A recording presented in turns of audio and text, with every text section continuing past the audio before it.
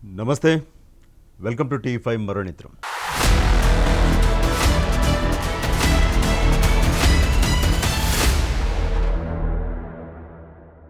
Janasena party అధినేత పవన్ కళ్యాణ్ గారు, TVK party అధినేత విజయ్ గారు, వీళ్ళిద్దరిలో గ్రేట్ ఎవరు? వీళ్ళిద్దరిలో గొప్ప నాయకుడు ఎవరు? వీళ్ళిద్దరిలో రాష్ట్రానికి మంచి చేస్తోందెవరు, చేయబోయేది ఎవరు? సినిమా రంగం నుంచి వచ్చిన ఈ ఇద్దరు అగ్ర హీరోలు కూడా, తమిళ ఇండస్ట్రీలో విజయ్, తెలుగు ఇండస్ట్రీలో పవన్ కళ్యాణ్ గారు. వీళ్ళిద్దరిలో వీళ్ళు సాధించిన విజయాల వెయిట్ ఎంత, లెక్కెంత అని నిన్నటి నుంచి కూడా చాలామంది సోషల్ మీడియాలో పోస్టులు పెడతా ఉన్నారు. పవన్ కళ్యాణ్ గారు ఈ స్థాయి విజయాన్ని సాధించలేదు కదా. సింగిల్గానే విజయ్ పోటీ చేసి 108 స్థానాలు సాధించి పార్టీ పెట్టిన 2 ఏళ్లలోనే అద్భుతమైన విజయాన్ని సాధించారు. బట్ ఆయన కంటే ఎక్కువ స్టార్డమ్ ఉన్న పవన్ కళ్యాణ్ గారు ఎందుకు ఆ స్థాయి విజయాన్ని సాధించలేకపోయారు, ఎప్పటికీ పొత్తులు పెట్టుకుంటూ ఉన్నారు అని రకరకాల పోస్టులు. ముఖ్యంగా పవన్ కళ్యాణ్ గారంటే, జనసేన పార్టీ అంటే గిట్టని వాళ్ళు, ఇంకా ముఖ్యంగా వైఎస్ఆర్ కాంగ్రెస్ పార్టీ శ్రేణులు, జగన్మోహన్ రెడ్డి గారి అభిమానులు విజయ్ సాధించిన విజయాన్ని, పవన్ కళ్యాణ్ గారిని పక్కన పెట్టి పోస్టులు పెడతా ఉన్నారు. ఇక్కడ 11 స్థానాలు వచ్చినాయి, అవి మర్చిపోయారు. బట్ విజయాన్ని మాత్రం వీళ్ళు సెలబ్రేట్ చేసుకుంటూ పవన్ కళ్యాణ్ గారిని టార్గెట్ చేస్తూ ఉన్నారు. ఇది 2014లో పార్టీ పెట్టారు, పోటీ చేయలేదు, ఎన్డీఏకి మద్దతు తెలిపారు. 2019లో పోటీ చేశారు, ఆయన పోటీ చేసిన 2 చోట్ల కూడా ఓడిపోయారు. 2024లో మళ్ళీ పొత్తుకెళ్లారు. ఇప్పుడు డిప్యూటీ ముఖ్యమంత్రిగా మాత్రమే ఉన్నారు. ఇంకెప్పుడు పవన్ కళ్యాణ్ గారు సీఎం అయ్యేది, అక్కడ విజయ్ సీఎం అయిపోతూ ఉన్నారు అని కొంతమంది పోస్టులు అయితే పెడతా ఉన్నారు. ఒకసారి ఒక వ్యక్తి మీద కోపంతోనో, ఒక పార్టీ మీద కోపంతోనో వాస్తవాలను మరిచేసి అవాస్తవాలని వక్రీకరించడం కరెక్ట్ కాదేమో అని నాకు అనిపిస్తూ ఉంది. పోలిక పెట్టడం తప్పులేదు, నేను దాన్ని ఏమాత్రం కూడా తప్పు పట్టలేదు. మన పొరుగు రాష్ట్రమే కాబట్టి, మన దక్షిణాది రాష్ట్రమే కాబట్టి, ఆయన కూడా సినిమా హీరో కాబట్టి, ఈయన కూడా సినిమా హీరో కాబట్టి కొన్ని సారూప్యతలు, పోలికలు ఉంటాయి. దాంట్లో నేనేమాత్రం తప్పు పట్టట్లేదు. 5 రాష్ట్రాలు ఎన్నికలు జరిగినాయి. మరి పురుచ్చేది తప్ప అన్ని రాష్ట్రాల్లో కూడా అక్కడ ప్రతిపక్షాలు 11 స్థానాల కంటే ఎక్కువే సంపాదించినాయి. మరి ఆంధ్రప్రదేశ్లో జగన్మోహన్ రెడ్డి గారు ఎందుకు 11 స్థానాలు మాత్రమే సంపాదించారు అని ఇది కూడా పోలిక పెడుతూ ఉన్నారు. సో పోలిక సహజం కానీ, బట్ అవి వాస్తవాలను వక్రీకరించేలాగా ఉండకూడదేమో అని నాకు అనిపిస్తూ ఉంది. ఎస్, విజయ్ పార్టీ పెట్టిన 2 సంవత్సరాలు 2 నెలల్లోనే అద్భుతమైన విజయాన్ని సాధించారు. 108 స్థానాలను ఆయన కైవశం చేసుకున్నారు. దాన్ని ఏమాత్రం కూడా ఇక్కడ తక్కువ చేయడం లేదు. బట్ పవన్ కళ్యాణ్ గారి పరిస్థితి ఏంటి, విజయ్ గారి పరిస్థితి ఏంటి, ఆంధ్రప్రదేశ్ పరిస్థితి ఏంటి, తమిళనాడు పరిస్థితి ఏంటి? తమిళనాడులో ఉన్న రాజకీయ పరిస్థితులు వేరు, ఆంధ్రప్రదేశ్లో ఉన్న రాజకీయ పరిస్థితులు వేరు. అక్కడ సామాజిక సమీకరణాలు వేరు, ఇక్కడ సామాజిక సమీకరణాలు వేరు. అక్కడ ఉన్న హీరో విజయ్ అభిమానులు వేరు, ఇక్కడ ఉన్న పవన్ కళ్యాణ్ గారి అభిమానులు కొంతమంది వేరని చెప్పాలి. తమిళనాడులో ప్రేమిస్తే ప్రాణం ఇచ్చేస్తారు. వాళ్ళ ప్రేమ మామూలుగా ఉండదు. ఎంత తీసుకున్నారో అంత డబుల్ ఇచ్చేస్తారు. ఇది చరిత్ర చాలా చూపించింది, చెప్పింది కూడా తమిళనాడు రాజకీయాలు. బట్ మన ఆంధ్రప్రదేశ్ రాజకీయాలు అలా కాదు, తెలంగాణ రాజకీయాలు కూడా అలా కాదు. మనకు ప్రతిదీ సామాజిక కోణం కావాలి, కులం కోణం కావాలి, డబ్బులు కావాలి, రకరకాల సమీకరణాలు ఇక్కడ ఉంటాయి. అక్కడ లేవా అంటే అక్కడ ఉన్నాయి. కానీ బట్ ఆంధ్రప్రదేశ్తో పోల్చుకుంటే తమిళనాడు ఈ సామాజిక సమీకరణాలు, కులం గొడవలు చాలా వెనకబడిపోయి ఉంది. ఇది గమనించాలి. ఇప్పుడు విజయ్ వచ్చిన టైమింగ్ పర్ఫెక్ట్గా ఉంది. డిఎంకేతో, అన్నాడీఎంకేతో అక్కడ తమిళనాడు ప్రజలు విసిగిపోయారు. 60 సంవత్సరాలకి ఈ 2 పార్టీలనే భరిస్తూ ఉన్నారు. ఒక బలమైన శక్తి, తృతీయ ప్రత్యామ్నాయం రావాలని కోరుకున్నారు. రజనీకాంత్ గారు వస్తారనుకున్నారు, రాలేదు. కమల్ హాసన్ ఫెయిల్ అయ్యారు. విజయకాంత్ కొంతవరకు ఆయన పర్వాలేదు, కానీ బట్ అనుకున్న స్థాయికి విజయకాంత్ గారు కూడా రాలేదు. ఒక బలమైన శక్తి కోసం ఎదురు చూస్తూ ఉంటే ఈ 2 పార్టీలతో జనం విసిగిపోయి ఉంటే, ఇక ఏ పెద్ద హీరో రజనీకాంత్ కూడా వెనకడుగు వేసి డ్రాప్ అయిపోతే ఆ అంది వచ్చిన అవకాశాన్ని విజయ్ అందిపుచ్చుకున్నాడు. అద్భుతమైన విజయాన్ని సాధించాడు. ఇవి తమిళనాడు రాజకీయాలు. ద్రవిడ రాజకీయాలు అక్కడ విసిగిపోయారు. బట్ పవన్ కళ్యాణ్ గారు వచ్చే నాటికి పరిస్థితి ఏంటి చెప్పండి? పవన్ కళ్యాణ్ గారు విజయ్ గారిలాగా నల్లేరు మీద నడకలాగా సాగలేదు ఆయన రాజకీయ జీవితం. అడుగడుక్కి ముళ్ళ కంచులే, అడుగడుక్కి కూడా కాటేసే పాములే, నిశ్చలన చాలా తక్కువ.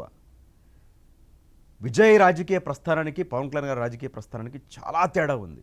బహుశా పవన్ కళ్యాణ్ గారు తిన్నన్ని దెబ్బలు ఒక సినిమా రంగం నుంచి రాజకీయాల్లోకి వచ్చి ఈ భారతదేశంలో ఏ రాజకీయ నాయకుడు కూడా తినలేదేమో. ఒకప్పుడు ఎన్టీఆర్ గారిని ఇబ్బంది పెట్టారు. ఆయన ప్రభుత్వాన్ని ఏర్పాటు చేస్తే ఢిల్లీ పెద్దల కుట్రలు చేసి ప్రభుత్వాన్ని పడగొడితే మళ్ళీ ఆయన నిలబెట్టుకున్నారు ప్రభుత్వాన్ని, అది వేరే వ్యవహారం. బట్ ఈ రోజుల్లో ప్రస్తుత కాలంలో ప్రస్తుత ఆధునిక సమాజంలో ఈ జంజీ యుగంలో మాత్రం పవన్ కళ్యాణ్ గారు పడినన్ని కష్టాలు ఎవరు పడలేదు. ఏ రోజున ఆయన ఏడ్చారా, కంటతడి పెట్టారా? విజయ్ ఏడ్చారు చిన్న చిన్న విషయాలకే, ఎమోషనల్ అయిపోయారు. బహుశా ఆయన ఓడిపోయి ఉంటే సింగిల్ డిజిట్ కోడ్ లేదంటే డబుల్ డిజిట్ కోడ్ పరిమితం అయితే విజయ్ పరిస్థితి ఎలా ఉండేదో. బట్ పవన్ కళ్యాణ్ గారు ఎలా నిలబడ్డారు? ఆయన ఎదుర్కొన్న అతి పెద్ద సమస్య ప్రాబ్లం పవన్ కళ్యాణ్ గారు ప్రజారాజ్యం పార్టీ. 2009లో చిరంజీవి గారు ప్రజారాజ్యం పార్టీ పెట్టారు. ఆ పార్టీలో యువరాజ్యం అధ్యక్షుడిగా పవన్ కళ్యాణ్ గారు ఉండి ఆయన కూడా నడిపించారు. ప్రజారాజ్యం అధికారులు తీసుకురావడానికి వాళ్ళు కృషి చేశారు. బట్ అప్పటికే బలమైన పార్టీలు తెలుగుదేశం పార్టీ, కాంగ్రెస్ పార్టీ, అటు కమ్మ సామాజిక వర్గం, ఇటు రెడ్డి సామాజిక వర్గం, తెలుగుదేశం పార్టీకి ఒక 30-40 సంవత్సరాల బలమైన పునాదులు ఉన్నాయి. గ్రామ స్థాయిలో కూడా బలమైన పునాదులు. ఆ క్యాడర్ అంతే బలంగా నిలబడుతుంది. సాంప్రదాయ ఓటు బ్యాంకు తెలుగుదేశం పార్టీకి అలాగే ఉంటుంది. ఎన్ని తుఫాన్లు వచ్చినా, ఎన్ని సునామీలు వచ్చినా తెలుగుదేశం పార్టీ ఓటు బ్యాంకుకి ఎవరు గండి కొట్టలేరు. అంత బలంగా తెలుగుదేశం పార్టీ ఉంది. అంత బలంగా చంద్రబాబు నాయుడు గారి నాయకత్వం ఉంది. ఆయన వీక్ అయిపోలేదు అప్పటికి.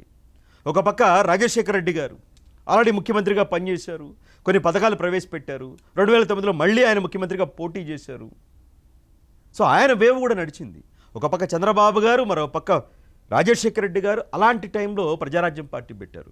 ఇప్పుడు చాలామంది విశ్లేషణ చేస్తూ ఉంటారు, అది కరెక్ట్ టైమింగ్ కాదేమో. ఇద్దరు బలమైన నాయకులు, బలమైన పార్టీలు, ఆంధ్రప్రదేశ్ లాంటి రాజకీయ సమీకరణలు, సామాజిక సమీకరణలు చాలా లెక్కలు వేసుకుంటారు. టైమింగ్ కరెక్ట్ కాదేమో అని చాలామంది భావించారు.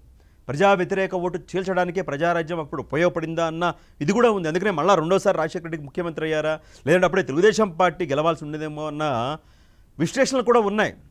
సో ఆ టైంలో వచ్చారు. సరే, ఆయనేమి తక్కువేం కాదు, 18 స్థానాలు గెలుచుకున్నారు, ఒక 16-17% ఓటింగ్ కూడా ఆయన గెలుచుకున్నారు చిరంజీవి గారు. బట్ తదనంతర పరిణామాల్లో ఆయన ప్రజారాజ్యం పార్టీని కాంగ్రెస్ పార్టీలో విలీనం చేయడం, ఆయన కేంద్ర మంత్రిగా పదవి తీసుకోవడం, మరొక 2 మంత్రులు రాష్ట్ర మంత్రివర్గంలో పదవులు, ఇవన్నీ కూడా అప్పుడు ప్రజారాజ్యం పార్టీ నుంచి తెలుగుదేశం పార్టీ కాంగ్రెస్ పార్టీలోకి వచ్చిన ఎమ్మెల్యేలకి ఇవ్వడం, ఇదంతా నడిచింది. ఇది నచ్చని పవన్ కళ్యాణ్ గారు రాజకీయాలకు దూరంగా వెళ్ళిపోయారు. 2014లో రాష్ట్ర విభజన జరిగింది. ఏం తమిళనాడు విభజన జరిగిందా? జరగల. తెలంగాణ ఆంధ్రప్రదేశ్ని విభజించారు, ఉమ్మడి ఆంధ్రప్రదేశ్ని విభజించారు. కొత్త రాష్ట్రం ఏర్పడింది. ఆ కొత్త రాష్ట్రాన్ని నిర్మించుకోవాలి. సో రాష్ట్రం విడగొట్టారు అన్న ఆవేదనలో ఆయన ఏం చేశారు, 2014లో జనసేన పార్టీని పెట్టారు. పార్టీ పెట్టగానే పోటీ చేస్తే ఎలాగా, ఓట్లు చీలిపోతే రాష్ట్రం ఏమైపోతుందో, కుక్కల చింపిన విస్తరైపోతుందని ఆయన పోటీ చేయలేదు. ఎన్డీఏకి మద్దతు తెలిపారు. అదీ కాక ప్రజారాజ్యం ఎఫెక్ట్ అంతే ఉంది. 2009లో ప్రజారాజ్యం పార్టీ ఫెయిల్ అయ్యింది, అనుకున్న స్థాయి విజయం సాధించలేదు. 2014 5 ఏళ్లకే మళ్ళీ జనసేన పార్టీ అంటూ తమ్ముడు పవన్ కళ్యాణ్ గారు ముందుకొచ్చారు. మరి ప్రజారాజ్యం పార్టీకి ఓటేసిన వాళ్ళు ఎలా నమ్ముతారు వెంటనే? ప్రజారాజ్యం పార్టీ వెనక నడిచిన కాపు, బీసీ, ఓసీ, ఎస్సీ, ఎస్టీ సామాజిక వర్గాలు, ముస్లిం మైనారిటీ వర్గాలు ఎలా నమ్ముతాయి వెంటనే పవన్ కళ్యాణ్ గారిని? ఇదే అతి పెద్ద దెబ్బ. ఇలాంటి దెబ్బ విజయ్ గారు తెలియదు కదా. ఆయన అన్నయ్య ఒకరు ఉండి పార్టీ పెట్టి అక్కడ ఏదో జరిగి మళ్ళా అధిగమించి ఇలా జరగలేదు కదా. ఎంత పెద్ద ఆటుపోటు ఇది చెప్పండి. ఆయనకు నమ్మరని కూడా తెలుసు వెంటనే రాగానే. మరొక రూపంలో వచ్చారా మీరు అనేస్తారు జనాలు. ప్రజారాజ్యం పార్టీ వల్ల పదవులు పొందిన వాళ్ళు ఉన్నారు, చాలామంది నష్టపోయిన వాళ్ళు కూడా ఉన్నారు ఆర్థికంగా. చిరంజీవి గారి అభిమానులు చాలామంది నలిగిపోయిన సందర్భాలు కూడా ఉన్నాయి. ఇప్పటికే స్టోరీలు చూస్తూ ఉంటాం మనం.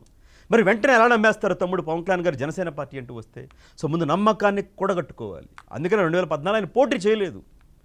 తెలుగుదేశం పార్టీ ఎన్డీఏ అధికారంలోకి వచ్చింది. ఆ తర్వాత పరిణామాలు అందరికీ తెలిసింది. 2019లో ఆయన ఒంటరిగా పోటీ చేశారు, 2 చోట్ల ఓడిపోయారు. మరి అభిమానులు, ఇంత అభిమానులు, విజయ్ కంటే కూడా ఒకప్పుడు ఫాలోయింగ్. విజయ్ చాలాసార్లు నేను పవన్ కళ్యాణ్ గారి అభిమానిని, నేను మళ్ళీ చెప్తా ఉన్నా, విజయ్ చాలా సందర్భాల్లో చాలా వేదికల పైన నేను పవన్ కళ్యాణ్ గారి అభిమానిని చెప్పారు. కావాలంటే వీడియోలు ఉంటే చూసుకోండి మీరు. అది పవన్ కళ్యాణ్ గారి స్థాయి. మరి అభిమానులు ఏం చేశారు? తమిళనాడు అభిమానులాగా ఇక్కడ ఓట్లేలా విజయ్కి వేసినట్లు. అభిమానమే. టికెట్ పెట్టుకుని సినిమా చూస్తాం. బట్ ఆ పార్టీ ఇదిగో 5,000 ఇచ్చింది, 10,000 ఇచ్చింది, ఓటేస్తాం. అందరు అభిమానులు కాదు, మళ్ళీ పవన్ కళ్యాణ్ అభిమానులు అందరినీ అంటున్నాను అనుకోబాకండి. కొద్దిమంది ఉంటారు కదా, ఆ కొద్దిమందిని మాత్రమే అంటూ ఉన్నాను. ఇది పవన్ కళ్యాణ్ గారికే కాదు, చాలామంది తెలుగు సినిమా హీరోల అభిమానులు అందరూ కూడా ఇలాగే ఉంటారు. సినిమా చూస్తారు, మరి పార్టీకి అంటే వేరే పార్టీకి వేస్తారు. వీళ్ళని ఓటర్గా మార్చుకోవడం చాలా కష్టం. సో ఆయన 2 చోట్ల ఓడిపోయారు. వేరే వాళ్ళైతే పార్టీ మూసేసుకుని వెళ్ళిపోతారు తాళాలు వేసుకొని. ఇన్ని దెబ్బలు విజయ్ తిన్నాడా? తినలేదు కదా. కానీ ఏం చేశారు పవన్ కళ్యాణ్ గారు? నిలబడ్డారు, తడబడినా నిలబడ్డారు, అవమానాలు ఎదుర్కొన్నారు. చివరికి 2024లో మీకు అంతకుముందు ఎన్నికలకు ముందు చంద్రబాబు నాయుడు గారిని ఏకంగా అరెస్ట్ చేసి 53 రోజులు జైల్లో పెట్టారు. వేరే పార్టీలు ఏ పార్టీ దారి ఆ పార్టీ. తమిళనాడులో అయితే ఏమనుకుని ఉండేవాళ్ళు, ఆ పార్టీ లోపలికి వెళ్ళిపోయింది కదా, ఆ పార్టీ అధినేత లోపలికి వెళ్ళిపోయాడు కదా, బాగా జరిగింది, మన పార్టీని డెవలప్ చేసుకుందాము, మనం పోటీ చేద్దాము, ఈ అవకాశాన్ని వాడుకుందాం అనుకుంటారు. అలాంటి అవకాశవాద రాజకీయాలు పవన్ కళ్యాణ్ గారు చేయలే. ఎందుకంటే అప్పటికే వైఎస్ జగన్ గారి పరిపాలన 5 ఏళ్ల రాష్ట్రం ఏమైందో అందరూ చూశారు. రాజధాని ఏమైందో, పోలవరం ఏమైందో, రాష్ట్రంలో యువత ఉద్యోగాలు ఏమైపోయినాయో అందరూ కూడా చూశారు. సో అందుకని పవన్ కళ్యాణ్ గారు అంటే నేనే ముఖ్యమంత్రి అయిపోవాలి, నా పార్టీయే పోటీ చేయాలి, ఇలా కాకుండా రాష్ట్ర ప్రయోజనాలు ఆశించి రాష్ట్రంలో 5 కోట్ల మంది సంక్షేమాన్ని, రాష్ట్ర అభివృద్ధిని కాంక్షించి వెళ్ళి ఆయన పరామర్శించి చంద్రబాబు నాయుడు గారిని ఆయన జైలు నుంచి బయటికి రాగానే జతకట్టి కూటమిగా ఏర్పడి ఈరోజు విజయాన్ని సాధించి డిప్యూటీ ముఖ్యమంత్రిగా ఉన్నారు. ఎన్ని దెబ్బలు. ఇన్ని విజయ్ తినలేదు కదా. ఇన్ని విజయ్ తినుంటే తెలిసేది. గెలుపోకే, రాజకీయాల్లో గెలుపోకే, ఓటమి వచ్చినప్పుడు నిలబడతారు చూసారా. ఒకసారి రాలేదు ఆయన ఓటమి, చాలాసార్లు వచ్చింది ఆయనకి ఓటమి. అయినా కూడా నిలబడి ఈరోజు డిప్యూటీ ముఖ్యమంత్రిగా ఉన్నారు కదా. భవిష్యత్తు చెప్పలేం కదా, ఏమైనా జరగవచ్చు. డిప్యూటీ ముఖ్యమంత్రిగా ఉంటారా, ముఖ్యమంత్రిగా ఉంటారా, లేదంటే ఇంకోటి అవుతారా, భవిష్యత్తు నిర్ణయిస్తుంది. భవిష్యత్తుని ఎవరు ప్రెడిక్ట్ చేయలేరు. Telugu Desam party, Janasena party, Bharatiya Janata party ఏ విధంగా కలిసి ప్రయాణం ముందుకెళ్తాయి ఏంటి, ఆ పదవుల వ్యవహారం తర్వాత, పదవుల కన్నా ముందు రాష్ట్రం బాగుండటం ముఖ్యం కావాలి. రాష్ట్ర అభివృద్ధి, రాష్ట్రంలో సంక్షేమం ముఖ్యం కావాలి. రాష్ట్రాన్ని దేశంలో నంబర్ 1గా నిలపడం కావాలి. రాష్ట్ర ప్రజల బతుకు భవిష్యత్తు కావాలి. అంతేగాని నాకే పదవి కావాలి, నేనే కుర్చీలో కూర్చోవాలి, నా పార్టీయే కుర్చీలో ఉండాలి, నేనే విజయం సాధించాలి, ఇది స్వార్థం. ఆ స్వార్థాన్ని పక్కన పెట్టి రాష్ట్రం కోసం పనిచేస్తారా?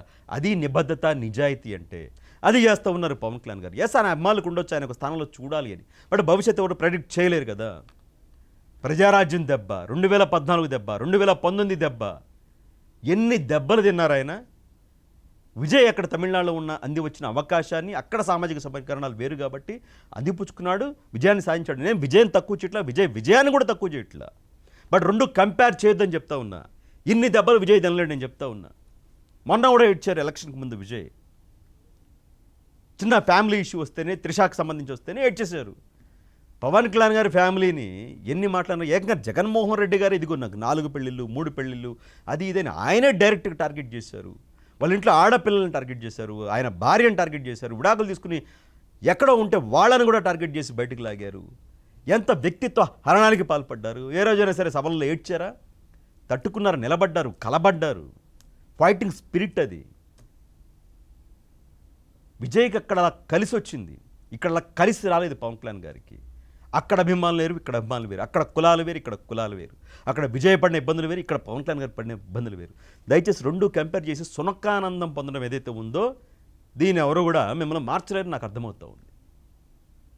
సో పవన్ కళ్యాణ్ గారు గ్రేట్. ఆయనకి రాష్ట్రం ముఖ్యం, రాష్ట్ర ప్రజల భవిష్యత్తు ముఖ్యం. చంద్రబాబు నాయుడు గారితో కలిసి ఈ రాష్ట్రాన్ని ముందుకు తీసుకెళ్ళడం ముఖ్యం. అంతేకాని పదవులు, కుర్చీలు కాదు. ఇది గుర్తుపెట్టుకోవాలి, ఇది ఖచ్చితంగా గుర్తుపెట్టుకోవాలి. ఎస్, విజయ్ గ్రేటే. 108 స్థానాలు కొట్టడం చిన్న విషయం కాదు. ఎస్, విజయ్ గ్రేటే. ఇటు పవన్ కళ్యాణ్ గారు కూడా గ్రేట్, అంతకు మించి గ్రేట్. ఇన్ని దెబ్బలు తిన్నా కూడా నిలబడ్డాడు చూసారా. ఆ మనిషి గుండె ధైర్యానికి మెచ్చుకోండి, ఆ మనిషి వ్యక్తిత్వానికి మెచ్చుకోండి. ఒకసారి విజయ్ చేసిన చారిటీలు, పవన్ కళ్యాణ్ గారు చేసిన చారిటీలు పక్కన పెట్టి చూడండి. ఏమీ దాచుకోకుండా సమాజానికి. 1000 కోట్లు వస్తుంది విజయ్కి, సినిమాల మీద సంపాదించింది 1000 కోట్లు. పవన్ కళ్యాణ్ గారికి ఎక్కడుంది 1000 కోట్లు? ఏ కడిగి సమాజం మీద ఖర్చు పెట్టడమే. సినిమాలు చేయడం సమాజం మీదే. డిప్యూటీ ముఖ్యమంత్రిగా ఉండి కూడా సొంత డబ్బులు ఖర్చు పెడతా ఉన్నారు. డిప్యూటీ ముఖ్యమంత్రిగా ఆయన ఇంత సమర్థవంతంగా పనిచేస్తూ ఉన్నారు. పదవి రాగానే సరిపోదు, కుర్చీలో కూర్చోగానే సరిపోదు. ఎలా పాలించాలి, జనం మెప్పు ఎలా పొందాలి, వాళ్ళ కన్నీళ్ళు కష్టాలు ఎలా తీర్చాలి తెలుసుకోవాలి. ఆ దిశగా విజయ్ అడుగులు వేయాలని నేను కోరుకుంటా ఉన్నా. ఆ విషయంలో పవన్ కళ్యాణ్ గారు ఏం చేస్తూ ఉన్నారు, డిప్యూటీ సీఎంగా చూస్తూ ఉన్నారు. ఆయన పంచాయతీ శాఖ మంత్రి ఇవంతా కూడా. దేశంలో నంబర్ 1 ఆ శాఖ ఇప్పుడు ఆంధ్రప్రదేశ్. ఇవి మాత్రం మాట్లాడరు. అది నేను ఎవరిని తక్కువ చేయట్లేదు. ముఖ్యంగా నందమూరి తారక రామారావు దగ్గర పోల్చకండి. అదొక్కటే ఆ రికార్డు ఎవరు కొట్టలేరు, దరిదాపులు కూడా ఎవరు లేరు. విజయనే ఎన్టీ రామారావు గారితో పోలుస్తూ ఉన్నారు. 292 స్థానాల్లో పోటీ చేస్తే 9 నెలల్లో 200 పైగా స్థానాలు గెలిచారు. 46% ఓట్ షేర్ తెచ్చారు నందమూరి తారక రామారావు గారు. ఆ రికార్డు దేశంలో ఎవరు కొట్టలేరు. సో అది ఎవరికి వాళ్ళే కొన్ని అంశాల్లో గ్రేట్ ఉంటుంది. దయచేసి కంపేర్ చేసి వ్యక్తుల్ని తక్కువ చేసి మాట్లాడకండి. వీడియో పైన ఏదైతే విజయ్ గారిని పవన్ కళ్యాణ్ గారిని కంపేర్ చేస్తూ ఉన్నారు, నేను కొన్ని అంశాలు చెప్పాను. మీరు కూడా ఎవరు గ్రేట్, మీ అభిప్రాయాన్ని కూడా కమెంట్ రూపంలో ఇచ్చేయండి.